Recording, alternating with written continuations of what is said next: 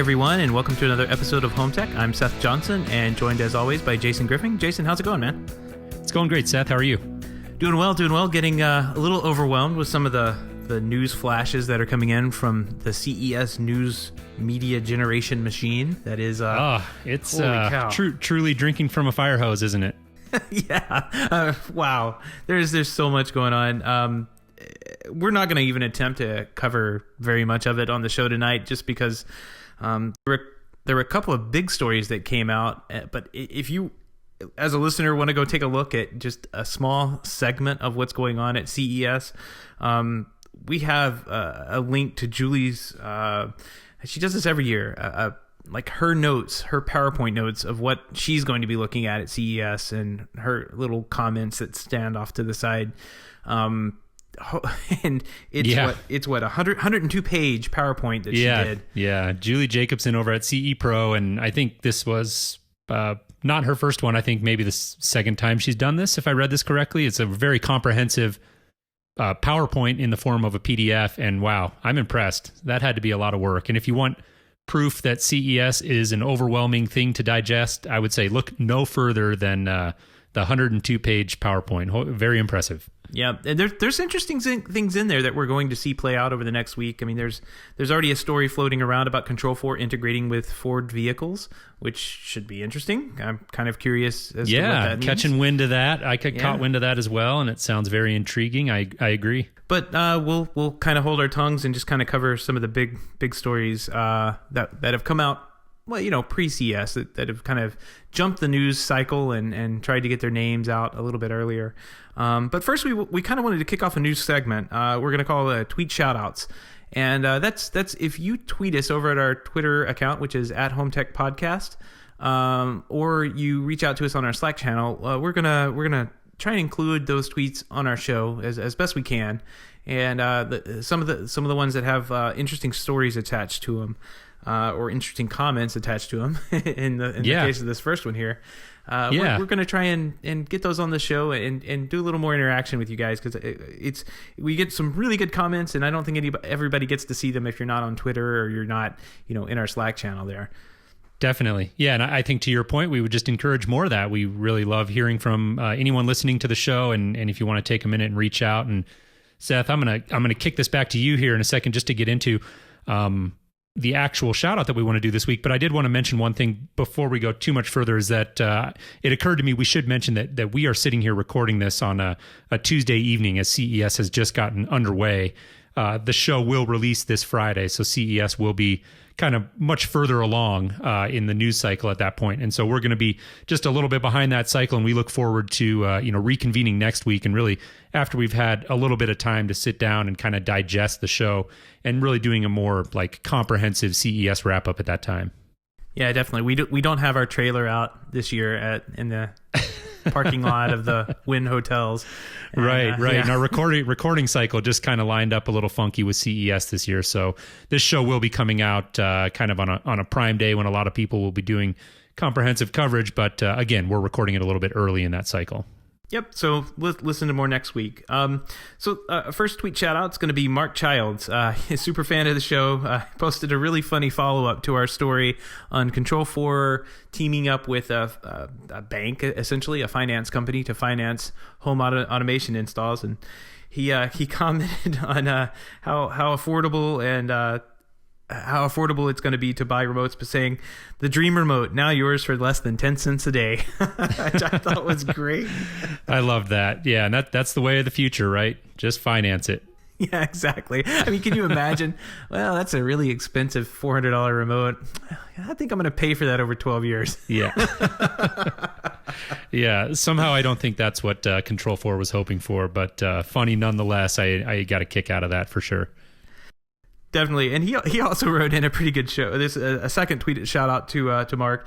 He wrote in a pretty interesting story about, I guess Mark's over there in the UK, and the major provider Sky has announced that they're going to be releasing a new box or a new service. And this is their satellite dish service that they have over there, Sky Q 4K. And this is going to bring 4K into the UK, Germany, and Italy, it looks like, which is in the UK, it's probably around 12 million households. So this is a pretty big deal.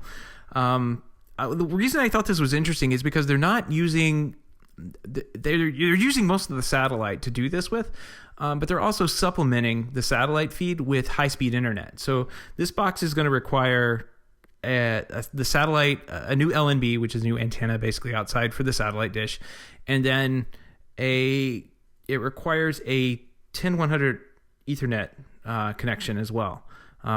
So that's going to basically be a lot of services coming in the house to get you 4K content. If I'm reading the story right, and we'll put a link into the show note, it looks like, to me, it looks kind of smart that they're going to be, using the satellite, but also using high-speed internet to get the content down into the house. I mean, 4K. So am I understanding that correctly? That the dish itself, like at the rooftop location, is going to require Ethernet cabling, or did I misunderstand that?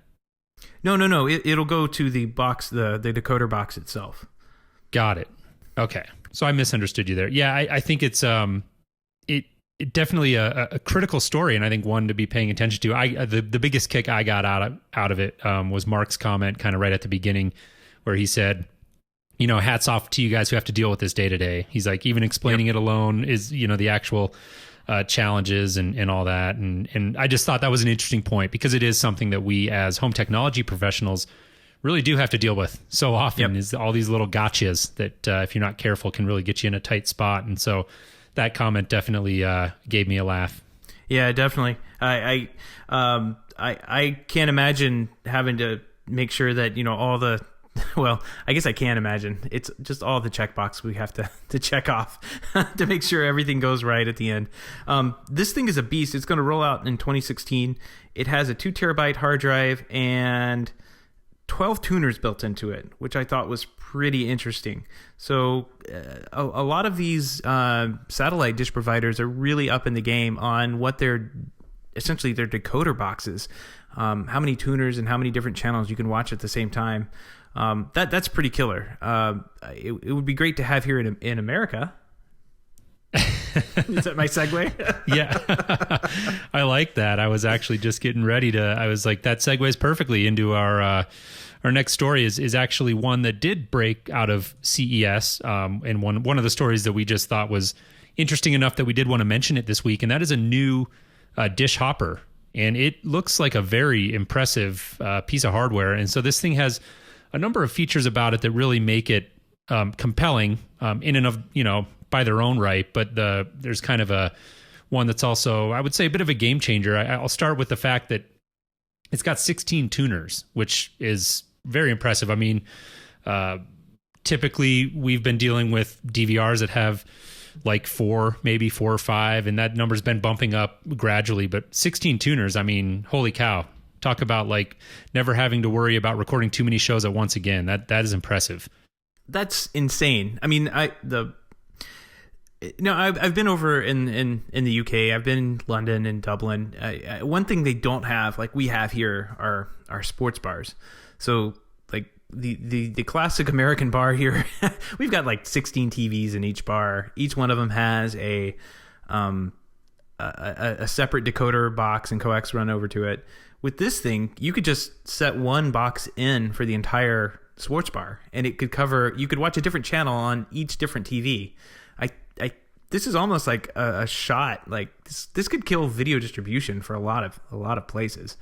Yeah. That's the way I look at it. Yeah. Speaking of sports bars, they've got another feature built into this box that I think is pretty cool, and it'll split your TV into 4 separate screens. So it does that where you can watch 4 different channels on a single TV, which is really a neat feature, and it's one that in order for us to execute that sort of thing traditionally has required like a very expensive piece of external video hardware in order, and 4 different sources to feed into it in order to do that. And the fact that they've got this now built into this new dish box is really impressive. They've got a better search where they're integrating Netflix into kind of their universal search.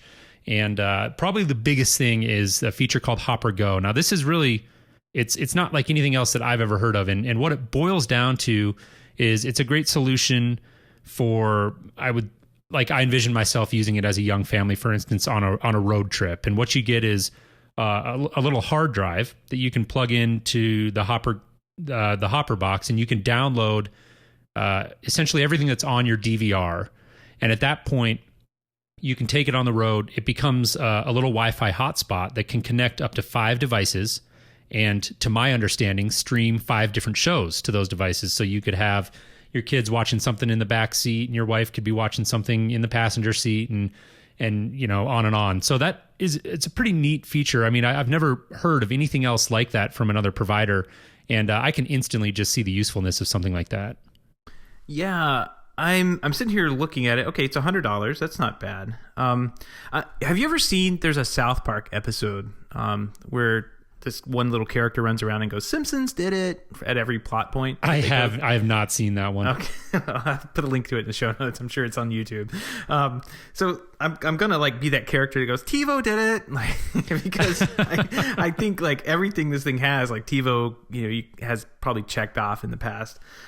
What like the Hopper Go feature, that's really cool that it's a little hard drive, but the TiVo app, I can go on there and just hit download, and it downloads the shows it needs to my phone. My wife can go use her iPad and download shows from her. So I mean, it's really cool that's an extra thing, and I get that it makes like a little hotspot, and you don't have to take up storage on your iPad. That's pretty good.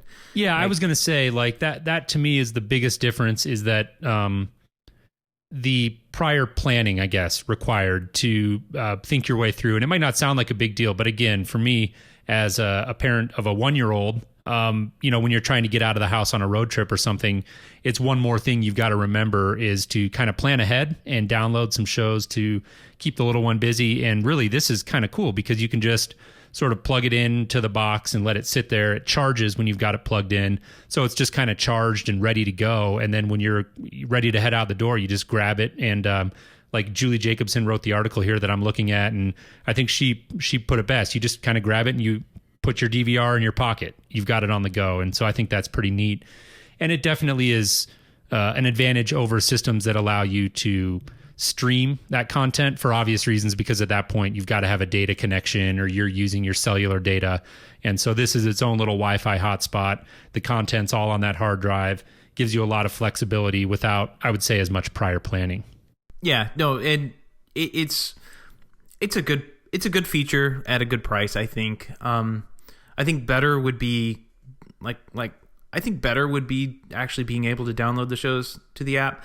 But I am envious of only having 6 tuners and not 10 more like this massive thing has. So anyways, pretty cool story. Interesting product, and definitely I think a pretty compelling offering. Dish seems to really be aggressive right now about trying to kind of gain market share. And I know there's been we've talked about them briefly in the past for their efforts to kind of really market at the integrator channel.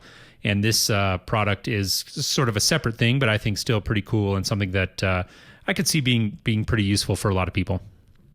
And another thing I noticed by skimming on the article here, another voice remote hits the market on this thing. Like, is that right? I didn't catch that.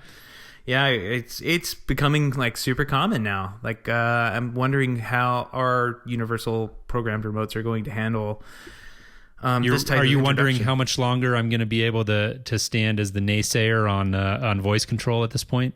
Yeah, well, I mean, so many people are doing it. It's gotta get better. It's always been my issue with voice control, is just that it's not good enough yet, and that you find yourself awkwardly repeating things and trying to like over enunciate everything, and it's just not to the point yet, in my opinion, where it's something that people are going to use day to day. But with as many people kind of getting into it as they are now, obviously improvement shouldn't be far off. Yeah, no, and my contention here is not so much that it doesn't work, and it'll probably will work later on, but like you said, so many people are doing this. So you have the Amazon Fire TV has a voice remote, you have the new Apple TV has a voice remote, this guy has a voice remote, Savant has a voice remote, but I don't see a voice remote API anywhere. Right. So you're just going to have another coffee table full of voice remotes that you're going to have to pick and choose from. And none of them are going to help you actually operate the system more efficiently and smoothly. That's a great point. So, yeah, I mean, it would be really cool if Savant had or Control 4, whoever had a voice remote that actually tied into some unnamed service that the Hopper DVR was providing. And when you said, find Sons of Anarchy, it would send that information from the Control 4 remote to the Control 4 processor, and then over to the hopper, but also give you the same functionality of, a standard universal remote. I don't really see I got very you. many. Yeah. I mean, I would love to see that happen, but I don't see how it will, unless these companies start offering up these types of integrations. I think what you're talking about, is a whole kind of another layer on top of voice control. Maybe, if I'm understanding your point correctly, and it just like voice control as it stands right now is hard enough to get right. And so I think for companies to even think about opening up that sort of integration to where, a third party remote could tap into Dish's voice control mechanism, whatever it is that they're using, I think we're probably a pretty long ways off of that. Yeah. No, I worry about the coffee table. It's got to be empty. It's got to be clear. Got to have coffee on it. I'm with you. Well, speaking of remotes, this kind of gets us into one of the stories I did want to talk about. Again, another one that did come out of CES, and we wanted to touch on it because we don't. We think there's a couple of big stories here, and one actually broke before CES, and that's Samsung and their expansion of smart things control into the TV realm. And this is a very interesting story. It looks like they're really focusing on, as I think more companies are going to continue doing, focusing on the TV as being a potential kind of hub and gathering point. Hold on. Oh, I said the H word. Yes, you did. And it looks like millions of TVs are going to now have smart things hubs built into them. So better ring that bell. Special bell for this one. Listen up.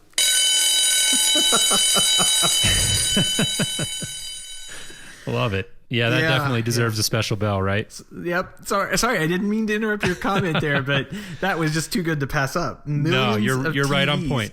Yeah, it is a new hub. I mean, and that's what's interesting about it, is that it's a little USB stick that goes into your TV, and my understanding is they're going to be bundling this USB stick with all of their SUHD TVs, I believe. I saw a story that said all 2016 TVs are going to have it. So I don't honestly know, what the exact line is there and if they're all going to include it or not. In any event, a lot of them will. And the whole idea behind this thing is that it will now make your TV into the kind of hub, command and control center for your smart things connected home. So an interesting move. Obviously, as with any story like this, the big question is how well will they be able to execute on it? Will it work as advertised? And of course, only time will tell. But I think it's a logical move. And I think it, again, like I said just a minute ago, one that we'll see more companies kind of continue to do, and just in terms of looking at the TV as that hub for the smart home. Yeah, this brings a couple of comments or thoughts to my mind. Like, first off, I'm going to have some pretty interesting conversations with my clients who, right now they think that, they're being sold these TVs at big box outlets that the TVs have their universal remote built into them. And, to some extent they do, but it's not quite the same as a bespoke AV system that we'd be installing, right? Mm-hmm. Now they're going to be selling that the TV has the home automation portion built into it, which kind of, will completely bypass, what you and I are trying to do on a day-to-day basis.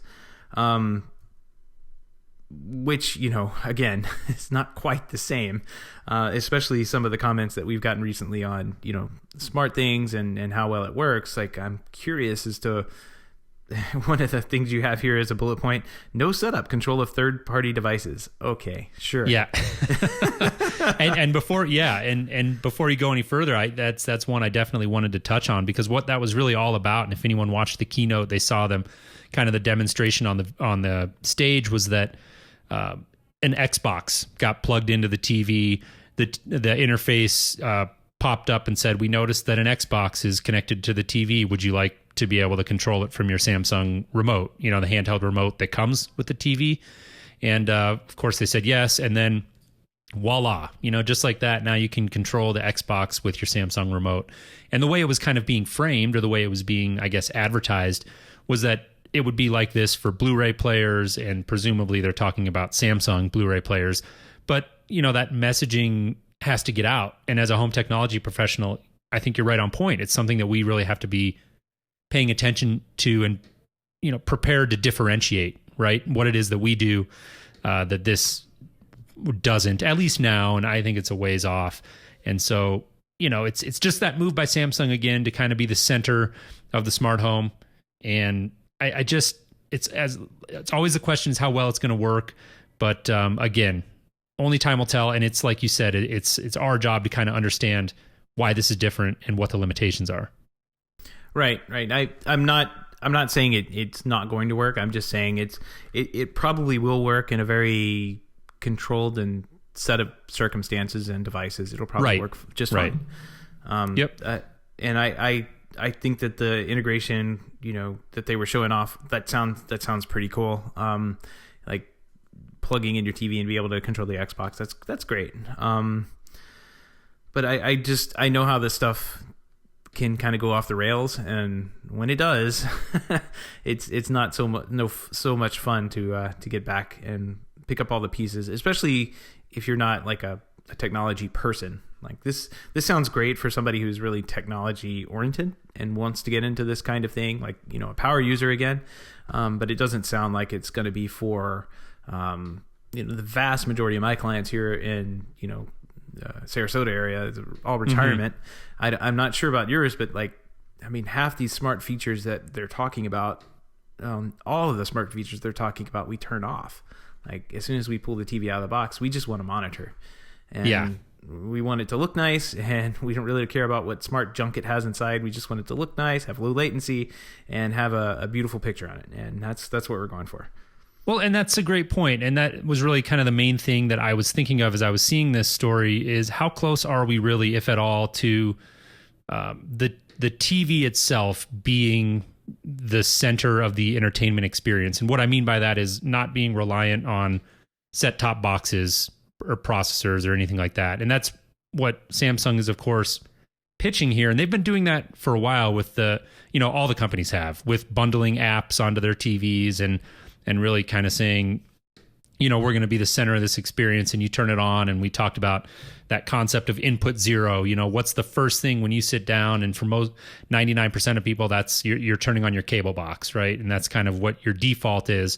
And companies are interested in becoming that default zero, or input zero rather, and controlling that whole experience. And to that point, Samsung was showing features, for instance, where they announced an integration with Time Warner Cable, to where the Time Warner Cable is now going to just stream directly into the Tizen operating system, which is Samsung's TV, smart TV operating system, eliminating essentially the need for an external set-top box.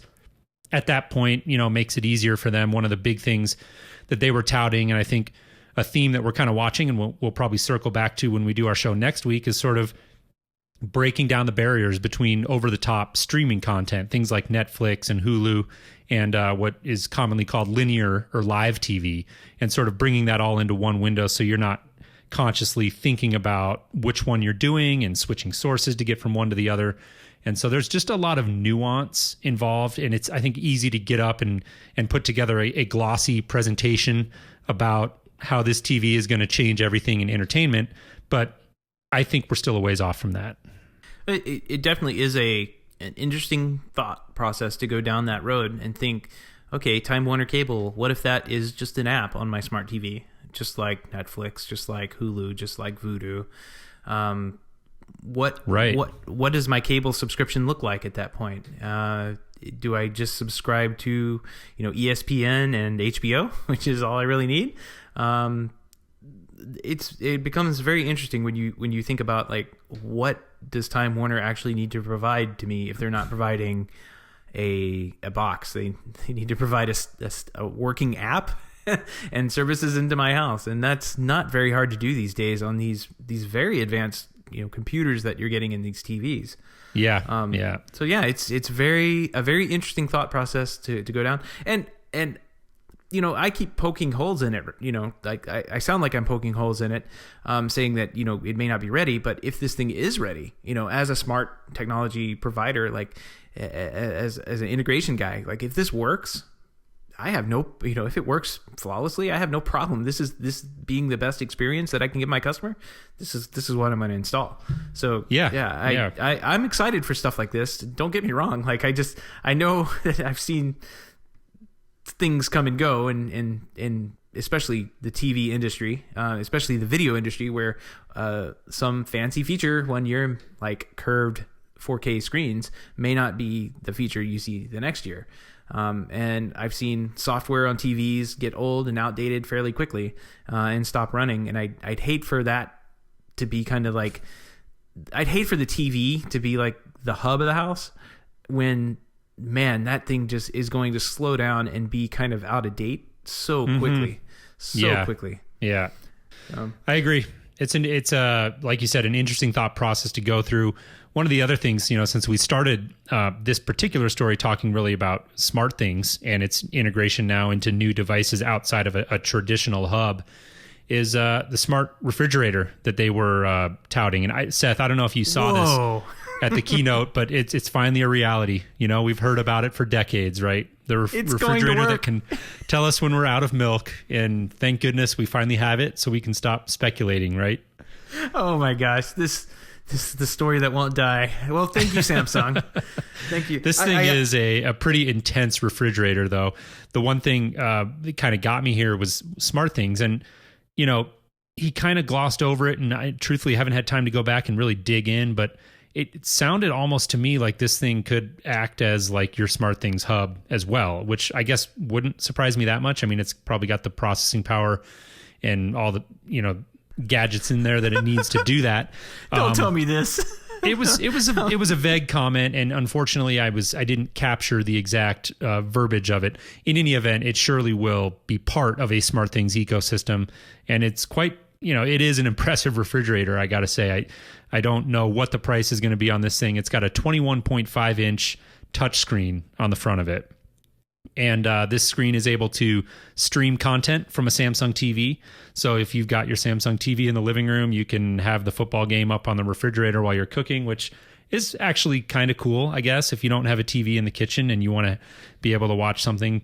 But yes, to get back to our, am I out of milk analogy that we've heard so much over the years, it's got cameras inside of the refrigerator that snap a photo every time the door is closed, and then you can go onto your phone and you can look at those pictures. So if you're at the grocery store and you're wondering if you're out of milk, you can just take a picture of the last time your refrigerator door was closed, and voila, now you know what's in your fridge. So that was actually kind of neat.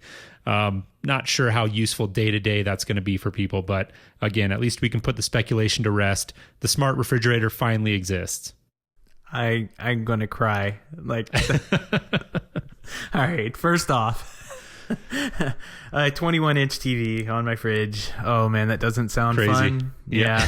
And then cameras inside the refrigerator. There's a parody account that's on Twitter that actually has been covering CES pretty good. It's called the Internet of, and I'll, poo. We'll just say that because this is a family show. Okay. All right. I got you. So they actually have they tweeted about a thing called Fridge Cam by a company called Smarter. Never heard of them, but that's what CES is, right? Well, this thing is an Internet of Things fridge cam that you can stick inside your fridge, and it supposedly takes pictures inside the fridge, and you can look at it just like you were talking about while you're at the grocery store on your phone. Now, so it's already been done, huh? Well, it's out there, and I'm sure it costs less than a fridge with a 21-inch touchscreen TV. Insanely expensive. Yeah, but I gotta wonder, like, how well this would work. The only thing that goes through my head is I'm looking at this little thing, and I'll send you a link in the show notes here. I'm looking at this thing, and I'm going, wait a minute, there's no like light on this, and I thought, every time you shut the fridge door, I thought the light turned off. So how does this actually take a picture with the light on? Good question. I didn't think about that. Well, I'm sure Samsung could work out the details of that because they control the fridge. Yeah, but this other product, no, that's a great question. And do they see the little gnomes that live in there and turn on and off the light? I mean, that's a huge. Oh, that's funny. That's good. I hadn't heard of that one. You'll definitely have to include a link to that in the show notes with point us in the direction of that site. It sounds like a fun one to follow. I think enough about Samsung here for now. I do want to get into another story that kind of ties into that. And, it's LG. LG is another major company, another home technology company, does appliances, TVs, so a ton of overlap, obviously, with Samsung. And they have also now thrown their hat into the hub ring. Seth, I don't know if you want to ring that bell. Yep, thank you. So they don't get the special bell because this is only one hub. Just one, not many. Not a lot of details available on this thing yet. It looks a lot like the Amazon Echo, though. I definitely noticed the form factor looked awfully familiar when I first saw it. Yeah, I guess if you see something that looks nice, you want to kind of, build something that looks familiar to people, I suppose. It's kind of what Samsung did with their phones, copying the iPhones. Yeah. We know that's a famous story. But it follows, I don't know, the same thing I could be said about what's the Google router they came out with? It's kind of the on hub, I believe. Yeah. It's kind of got the same form factor. I think that's going to be kind of a popular thing for a while. Maybe for devices like this, I could think it'd be really good for like the 360 microphone coverage that they need to have. Like it makes sense to build them like this. So I think that might be, for these types of devices, that might be a good form factor to have in the future. And this looks pretty cool. I'd be interested in using something like this. I think LG, aren't they an all-join company? I think they have... I believe so, yeah. I was just kind of skimming this story, and I can't remember offhand. We'll have to check that out. But I do think that they are part of that ecosystem. And that's really my big question with this story is like, where does this actually fit in? Who is this actually really useful for? Because, again, we're always comparing things to kind of the Control 4 systems and the Savants and the Crestrons of the world and how really flexible they are if you have a good integrator to come in and tie in all these disparate systems and make them all seamless and easy to use. But when you get into a system like this or Samsung sort of ecosystem with SmartThings, it does feel, particularly with this one, like you're going to really have to live kind of in LG's ecosystem in order to get the full benefit out of this. And so if you've got LG appliances and LG TVs and you're a fan of what they do in general, could be a great product. Again, not a lot of details out on this thing. It does have Wi-Fi, of course, and I think I read Zigbee as well. So there is some potential for third-party integration, but always a question with large companies like this is how much resources are they really going to put behind having kind of an open platform, or do they have more of a vested interest in kind of getting you into that ecosystem, the LG ecosystem? Right. Yeah. It's hard to say. I do kind of remember talking about this earlier on, maybe towards the end of last year, that there were rumors coming out that LG was working on something like this. I do want to say that they're an all-join company. We'll have to look it up and put it in the show notes. But if they are all-join... They are. I just looked. Okay, yeah. So it would make sense. I don't know that you get completely stuck in the LG ecosystem, but they're kind of like, LG seems to be all in on all-join, but they seem to be kind of like one of the few that is. And I feel like everybody's kind of like finally staking it, have staked out, where they're going to live in the smart home.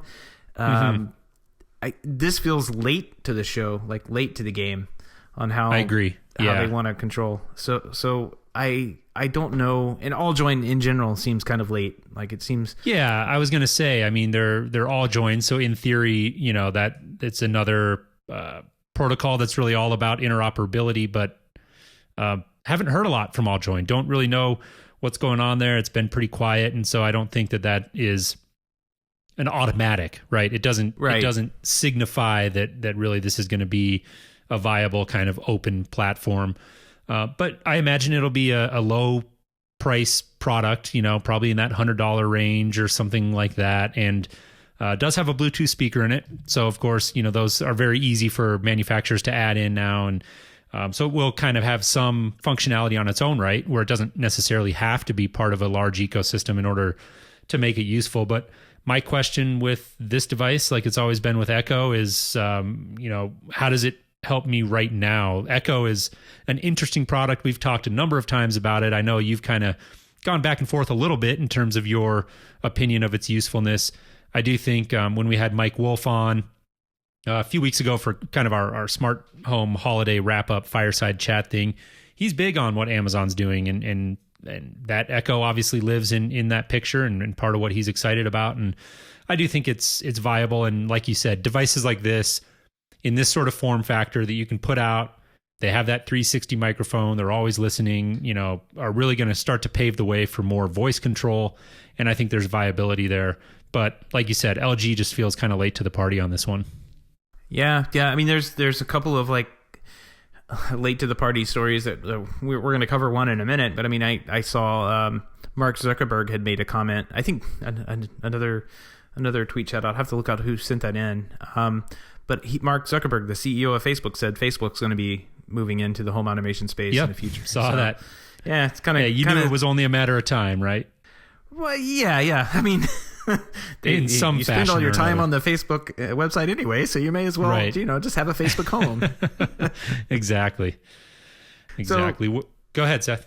So yeah, I mean, it's like you said, late to the game. I think it has legs because LG is a pretty big company. I mean, we think of them as kind of an appliance company and TV company here in the States, but I mean, they're rather large. They're it's like Samsung, and these two guys going head to head. These are two very large manufacturers that have a very deep large pockets. reach. Yeah, deep pockets, but they also like cover a lot of verticals. So like LG and Samsung both make washer and dryers. So there's no reason that Samsung couldn't come out with a SmartThings washer and dryer, and LG couldn't come out with a same thing, an all join or an LG based what do they call their Smart Link, Smart Think. Mm-hmm. They couldn't come out with that, and it'd be great because I run into this all the time. The laundry stops and I forget that I have a load of wet socks in the washer, and 2 days later I open up and say, oh man, I get to wash this again. It'd be great if something notified me. But those types of appliances that these two companies make, and in fact mine is an LG washer and dryer, like those aren't smart appliances. And I think it's good to have these guys interested in the smart home because maybe it'll filter out to some of their other product lines. Yeah. Well, and to your point, I was just recalling this, and I did a quick search as you were talking, and there was a story back in August of last year about the Smart Think line, and they had these little sensors, and it was like a circular device, and you could attach it to a home appliance. They mentioned specifically like a washing machine, and at that point could sense feedback, like the vibration of the washing machine, and basically make it, to a certain extent anyways, make kind of dumb appliances smarter. I don't know. I kind of lost track of that story. I remember seeing it pop across my radar this summer, and we'll probably see more news about that at CES. We'll be interested to see. And again, like you said, they've got a lot of verticals. They got their hands in a lot of different things. And obviously, if you're going to get the full benefit out of having LG appliances with this device, but it looks like they're thinking towards, obviously making it cheaper and more affordable for people to enter into this ecosystem without having to go whole hog and go buy a new washer and dryer. Right. Yeah, exactly. So, well, speaking of coming late to the game, it looks like the Wi-Fi Alliance, the people who bring you Wi-Fi and wireless internet, have decided to come out with a standard for the Internet of Things called Wi-Fi Halo. Yeah, no, and I think we may consider ringing a bell here, Seth. I think we used to ring it for new protocols. I mean, didn't you can't be convinced. That's right, fine. So they're not even certifying until 2018. So this is not just late to the news cycle, but very late to the party. On paper, makes a lot of sense. The argument against Wi-Fi for low power devices has always been its power consumption. And so when you talk about things like fitness trackers and little sensors that are going to kind of enable at least in theory, the smart home of the future that we all kind of talk about, the Wi-Fi has its limitations. And this Wi-Fi Halo, spelled HALOW, is an answer to that. And they don't name Bluetooth specifically in kind of their press release or any of the coverage of it that I've seen, but very obviously aimed squarely at being kind of Wi-Fi's answer to Bluetooth, which appears to be gaining a lot of momentum. in the smart home and in home technology in general. So, there's a number of things about this protocol that look kind of compelling on paper, but I think, like you alluded to, the number one thing is it just feels late to the party. Yeah, I feel like it's 2005. We're talking Exactly. about the smart refrigerator and another protocol. Yeah, this is interesting. Like, I don't understand why it's going to take so long. This story was actually picked up by one of our listeners, and I do want to give a shout out to him, Jonathan Horvath. I mean, he kind of puts his thoughts here. I think that the Wi-Fi Alliance is too late in adopting its standard for low-powered smart home devices. The name of the new low-powered Wi-Fi standard is Halo, and it will be released sometimes in 2018. I suspect by this time that there will be way too much momentum in established standards, and I completely agree. Like, by 2018, I mean, Zigbee will have their stuff together. I mean, they already have their stuff together, right? I mean, that's what every professional product is using Zigbee that I can think of, right? Maybe there's a couple. And we're of hearing a outliers ton about Bluetooth. So it's always been it's always been the argument with Wi-Fi was that it consumed too much power. The argument against Bluetooth has always been that it doesn't have the range. And well, that's not the only argument. Like, everybody's talking about Bluetooth. Well, it's one of the arguments. Well, yeah, but Bluetooth is the protocol doesn't exist for Bluetooth, and they're trying to wedge stuff on top of it to make it work. Like, we have Z-Wave, we have Zigbee, we have Insteon. These things actually work today, and they work very well. Some more than others, and some have their other problems. But like, even with Bluetooth, like, there is no Bluetooth mesh technology that exists on the market today that I could go out and buy. That is a promise that they're going to deliver something that you and I know that doesn't ever work out very well. Right. And that's the problem. But that was to my point though. By 2018, you would assume that they'll have that hashed out, right? And if that's one of the big arguments, that Bluetooth is going to have this theoretical shortcoming for years to come about the range. Well, we're hearing a ton about Bluetooth mesh now. And like you said, it's not out there. You can't go buy it right now. But with all that we're hearing about it, you just have to believe that, by 2018, they'll have that figured out, right? I mean, right. Well, in three years, it should exist. I'll agree with that. But in 3 years, it won't be as battle hardened as, say Zigbee or Z-Wave. Like that. Those protocols have been around a decade now. At least. And you know what we need? We need a Revolve.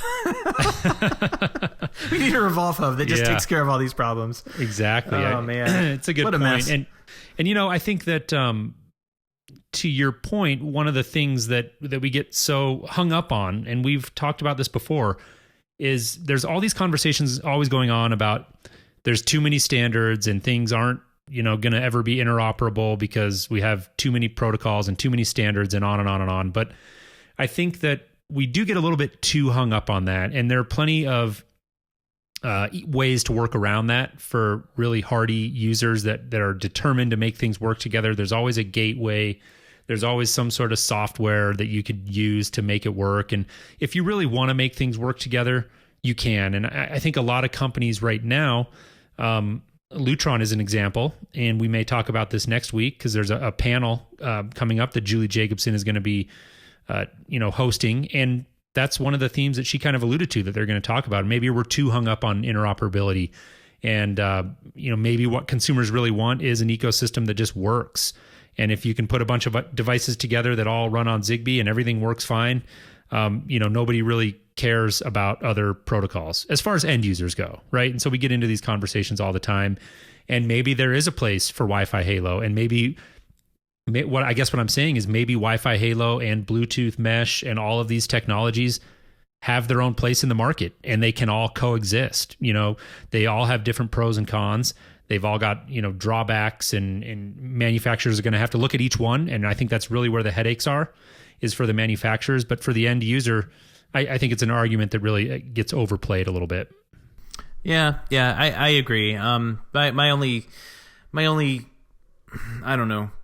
This 2018 seems like a long way out for this Wi-Fi stuff to finally get around to being spec'd out and certified. Then it's got to get in devices. They got to get all the bugs worked out, and then you're going to be looking at another 5 or 10 years before that's all figured out. And by then we'll be talking about probably the next, 6-seater, green tooth or whatever. Green tooth. I like it. Yeah. The article does close out. The Verge had an article that I was reading about it, and one of the very last sentence was a quote, and I forget the guy's name, but they were interviewing a gentleman from the Alliance, and it was a quote from him. He said, "No one expects that the Internet of Things will consolidate on a single connectivity technology." And I agree. So maybe this does have its place. It does have advantages in terms of its ease of like just the base of Wi-Fi devices that we currently have out there, and the ease of getting out to the internet and things like that are alluded to in this article do look compelling on paper, right? But it's all about the timing and will they get the backing and the manufacturer buy-in. So interesting story though, one way or the other. Yeah.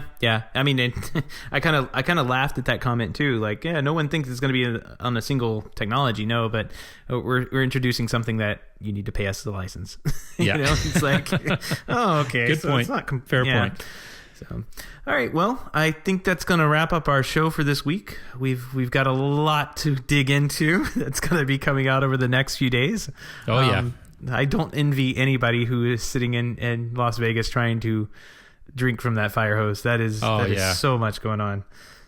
It is a lot. Even to watch from a distance is a lot to take in, and I really hope that we can put together a compelling show for next week. Really encourage anybody listening, maybe if you're checking out the show for the first time, certainly check in next week. We look forward to sharing our thoughts on CES and just kind of doing our best to parse it all out and let you know our thoughts on some of the key themes and takeaways from the show. So we really appreciate you tuning in. Want to send a big thanks again and a happy new year to all of our continued listeners who have been with us now for, getting close to 2 years, Seth. It's hard to believe. Going on year 3. Yeah. This is going to be fun. I have to look back, to when we started this, and I think you and I were talking through the month of January that first year and saying, "Hey, let's put together a podcast." And we were going back and forth on things and lining up websites, and like every time I have to renew the domain, I'm like, oh man, another year. This is cool. Yep. This is really cool. It is great. And I want to give just a little bit of a teaser. We've got some big things, some partnerships and stuff that we're working on for 2016 and some stuff that we're talking about internally. So just a vague teaser. Bear with us here. We've got some great stuff coming in 2016, and definitely stay tuned for that. Yeah, definitely. Also want to give a shout out to everyone who has contributed to the show this week, because we, did those tweet shout outs. If you would like to give us some feedback, just reach out to us at HomeTech Podcast on Twitter, or just go over to our website, HomeTech.fm/feedback. There's a link on the top banner there where you can send us a message, and that'll just email us, and then we'll communicate back to you from that. You can also support the show by going to the same website, HomeTech.fm/support. That shows you a couple of different ways that you could help us out on the show. We do the Patreon thing, so if you want to donate as little as $1 a month to help the show keep going, we very much appreciate it, and we definitely appreciate all of our patrons. I think everybody we pulled quotes from this week was actually a patron in our Slack channel. So we definitely want to thank everybody who does that for us. And keeps the show buzzing along every month. Absolutely. Well said. All right, Seth. Well, I will let you go, and look forward to chatting with you next week all about our thoughts on CES. Sounds good, man. I'll CES 2016 next week. You got it. All right. Take care.